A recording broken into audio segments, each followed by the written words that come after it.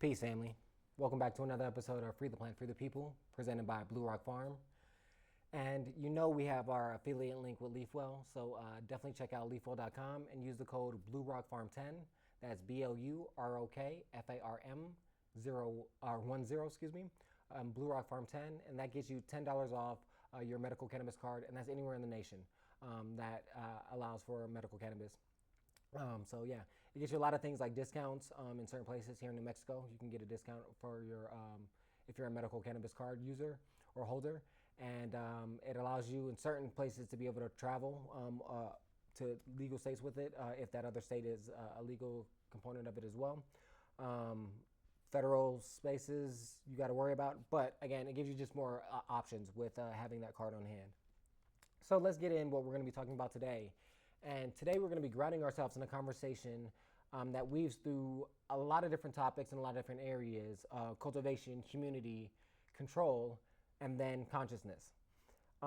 So some people right now, depending on if you have an indoor and outdoor grow, for some outdoor grows, they might be, well, here in New Mexico it's still pretty hot. Today is very hot. So they're probably still in their veg space, almost at the point where they're ready to begin flower next month.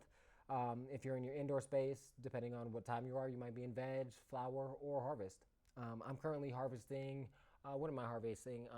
I'm harvesting a Pheno A1. It doesn't have a name yet. And I won't release the lineage of it right now. But yeah, I'm pheno hunting that. And then I also have in that same space, what is that? Meat pie. A meat pie cross that I have in there as well. They both right now, actually in that tent, those two are close to like week 7. And then the other one I just harvested was the same meat pie cross, just with a little different nutrient uptake or nutrient formula for that, just to see how far I can push it. So we're gonna harvest that and see what that's about. And then what else did I have in that tent? I have another pheno in that tent that that one is C3. But that came out really, really nice. Very frosty, nice smell on it, sweet flavor profile. But yeah, we'll see what that's gonna do. So yeah, that's just and I want to do a quick update on the vermicomposting. Right now, the worms have doubled in my 3-tote system. They have now successfully migrated through the top 2 chambers, and I've already harvested some of the castings in that bottom harvest chamber. And I had some sunflowers that I put it in that were in a pot that the soil was losing its nutrients just because I haven't been attending to it as I should. And I threw some of that worm casting in there as topsoil, watered it, and started to notice that it was becoming more green due to the nitrogen intake. Yeah, I was pretty happy with that, which indicates that the food that they're digesting is nutrient dense and will benefit the other plants in my garden that I'll be using it for and with. So yeah, I just want to update that. So yeah, the worms doubled. Now they're not quite at the capacity that I need them to be at to quite go through all of the produce and waste that I produce in my household that they could produce. I mean that they could go through in the time that I would want them to go through it in. We're close. We're very close. I think in the next month we'll definitely be there. But so I'm very excited about that. The timetable at which they're eating is close to where I want it to be. So yeah, again, I'm happy. So shout out to JJ's Garden for the worms for that. Yeah, because that's where I got them from. So I would suggest you getting yours from there as well. But yeah, let's get into today's subjects and the first segment, which is going to be talking about cultivation being and used as a form or in a form of resistance. So as we know, in cannabis and cannabis cultivation, and in the cannabis industry, black and brown growers in particular have the ones that have been exploited the most, and the barriers of entry have affected the most as well. So that's important, because a lot of us love and growing the plant and have the knowledge to do it at in a capacity that would be beneficial for all people involved. Shout out to Sacred Soul Farms. They do regenerative farming, so they're doing it in a way that is beneficial for all people involved, the consumer at the end product, the earth. Um, so those are different ways that we can use, or how really cultivation for us is being used as a form of resistance, resisting us out of the industry, resisting us out of the market, that has a potential of providing generational wealth for our families, and can impact the wealth gap that is currently there and is only going to be further impacted by AI in particular. AI, large language models, uh, they're going to have a very major impact on increasing that wealth gap. And cannabis cultivation can be one of the ways that minorities, black and brown people, can decrease that wealth gap. So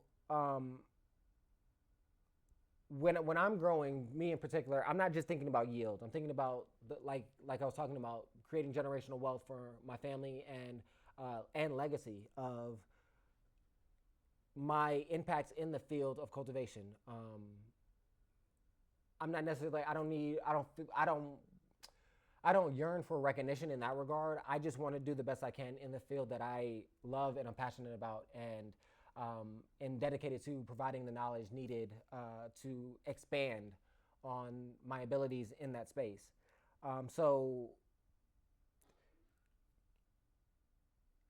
it is also something for me to be cognizant of, that I am a young black farmer in New Mexico. Um, that is not common. It's not. There's not. First of all, the black population in New Mexico isn't very high. Initially, the black population in America is, I think, somewhere between 11 to 15%.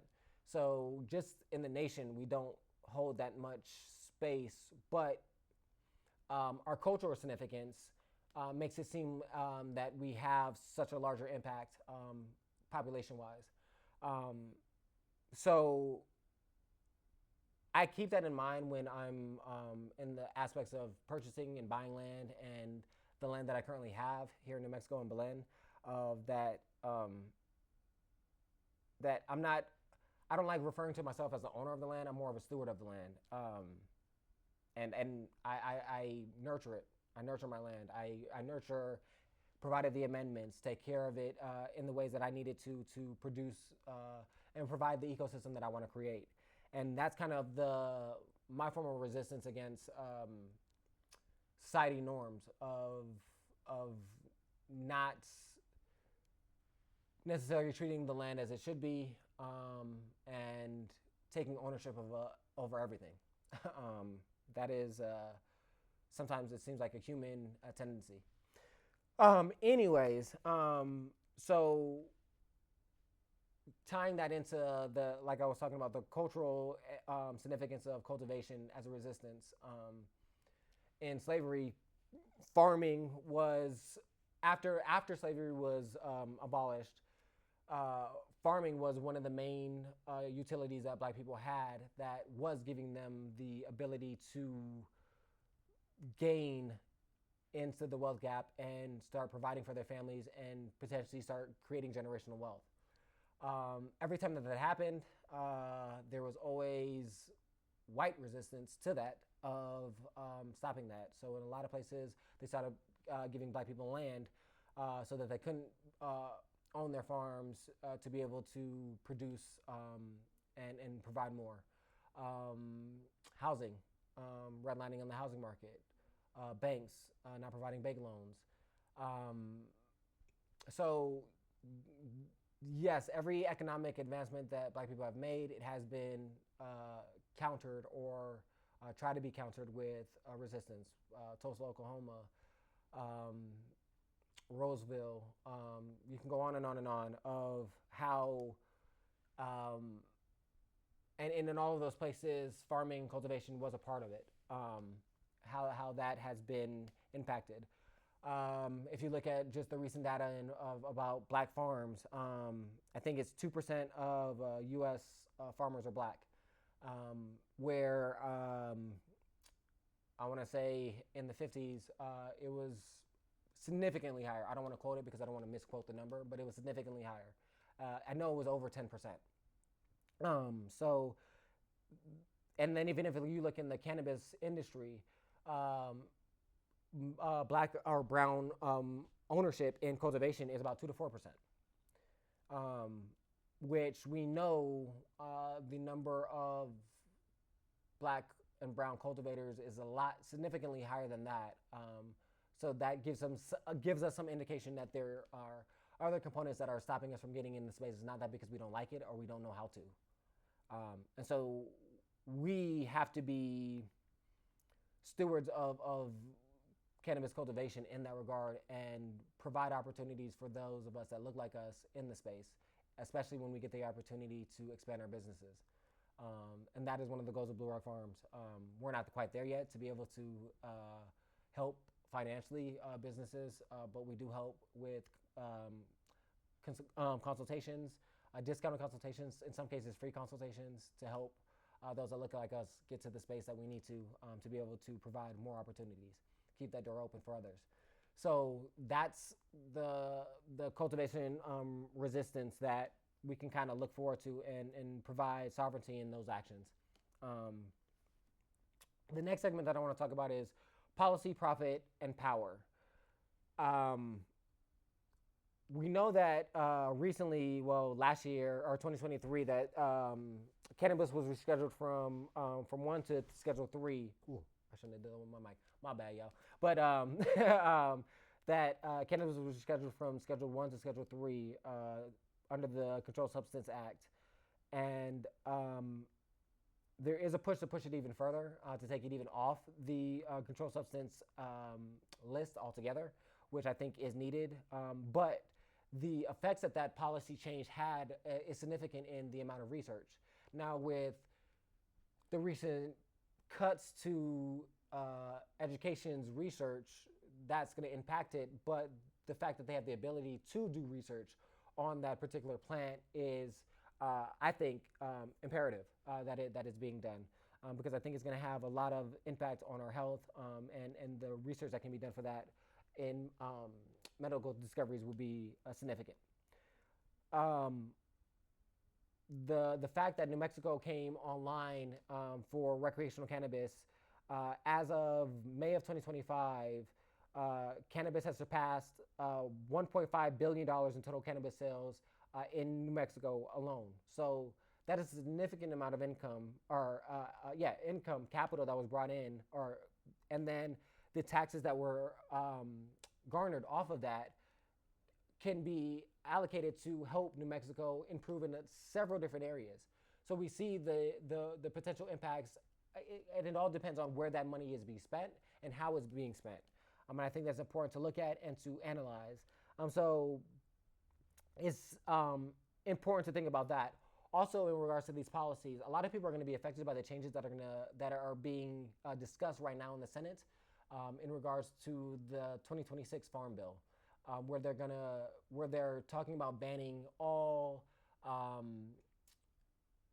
psychoactive cannabinoids, even if they're derived from hemp. So a lot of people right now are skirting over a law of the previous Farm Bill. I think I want to say 2018 or 16, I don't know. But the previous Farm Bill, where the growth of hemp became legal as long as it was under 0.3% THC. And so that was done, but at the time when that was passed, they didn't have the knowledge, the people making that policy didn't have the knowledge that THC can be hemp-derived CBD can be converted to different components like Delta 8, and Delta 10. excuse excuse me, something in my throat, but Delta 8 or Delta 10. And then that does provide some psychoactive properties similar to THC. Not quite the same, but similar to Delta 9, which is the equivalent for THC. So these basically derived cannabinoids are kind of like isomers, anyways, but that were derived by the conversion of CBD or hemp into these products. Uh, they see the profit that is being made in non-legal states where cannabis isn't legal, where people are deriving it from that, and then so specifically in Texas, it is being it's I won't say a booming market, but it's a very it was a very it's growing, expanding market, and excuse me, Governor Greg Abbott is the one that surprisingly open to making some adjustments to the law that they're trying to put into Texas to ban all those altogether.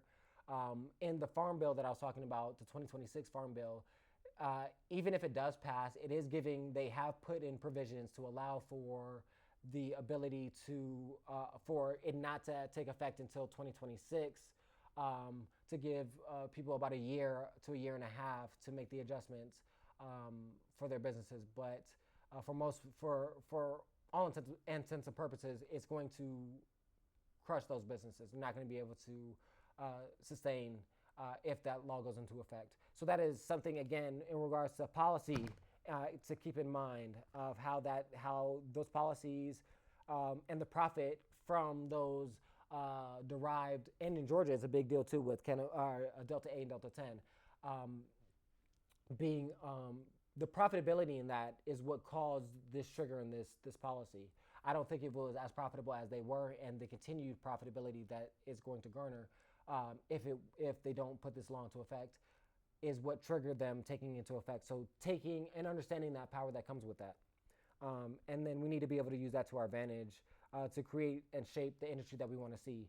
So some of the things that we can kind of think about is we have to build in our own system. We need to have vertically integrated companies. We need to work within ourselves as well, creating the ecosystem that I'm talking about in certain spaces of Black and brown people working together. I have a cultivation business. I work with a Black and brown manufacturer. I work with a Black and brown retailer, and including that space, or people that are true to the culture of really caring about the plant and caring about the industry that we want to see, and not capital. And we need to change that idea of competition against each other and think of collaboration over competition, and build a real village and an ecosystem and an economy based off of that, so we don't have to rely necessarily on outside people. If I'm the cultivator, they're the manufacturer, and we have a retail, and then we have our people buying from us, that's the cycle that keeps on providing for each other. So that's something to keep in mind. The next segment that I want to go into is about mushrooms, and the new frontier. Mushrooms is changing the game in a lot of spaces, and is going to continue to change the space in a lot of ways in regards to the medicinal benefits that it has, and the just producibility of it. How quickly you can produce mushrooms, and in the environments that you can produce them in. Basically, you can put them anywhere if you have a small, a controlled space.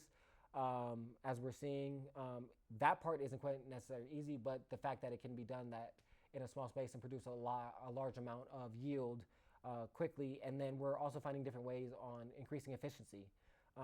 And the research that's going to be there, we're going to find out a lot more in that regard. But some things I do want to keep in mind is about like different measures, like Oregon Measure 109, which was the first state to allow for legal psilocybin services, and provided a framework for that, which will allow others to be able to take the positives and the negatives from that framework and build upon that, which we're kind of seeing with Colorado embracing that space and looking into that, I think, for 2026. But we're seeing a tremendous profitable impact in those spaces. And we have a lot of great companies here in New Mexico Full Circle Mushroom, Enchanted Farms, the Art Farm Incorporated. Um, those are the main ones I can think of off the top of my head that I know are doing really great work and really care about the spirit of cultivating mushrooms and providing and really diving deep into the best ways to do that for the people and for the conditions that they're trying to help. Lion's mane has become very popular. Reishi and cordyceps are really booming. Cordyceps specifically for the energy kind of ability. A lot of people are mixing it with coffee or mushroom coffee or mud water or whatever. I'm not promoting any of those companies, but you can just automatically see an uptick in the marketing for those companies, which indicates that they're seeing that there is a market for it and they're willing to put up the dollars to advertise and try to obtain the market shares for the individuals that fit that demographic. So that's something to keep in mind. You're also seeing lion's mane for the benefits in regards to memory and focus. In that regards, 19 Keys has a mushroom based, I believe it's powder. I haven't tried it or anything like that. But yeah, so I just wanted to shout out 19 Keys and the product that he's pushing and promoting that he states has a lot of medical benefits in that regard, and that he's using himself as well. So there's different aspects of that in regards to mushrooms, and even outside of the medical or the uh,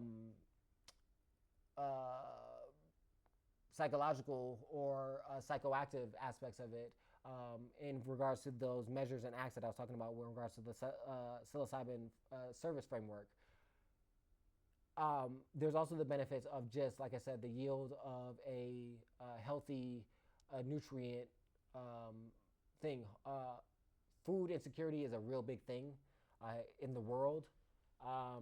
Particularly, there's children in Gaza starving as we're talking at this moment, and that have been for a substantial amount of time, even though the media is picking it up now and talking about it now. But we know the levels of starvation that we're seeing in Gaza didn't get to that level. It takes time to get to that level. The ignorance that the media has been playing on that, it's sad.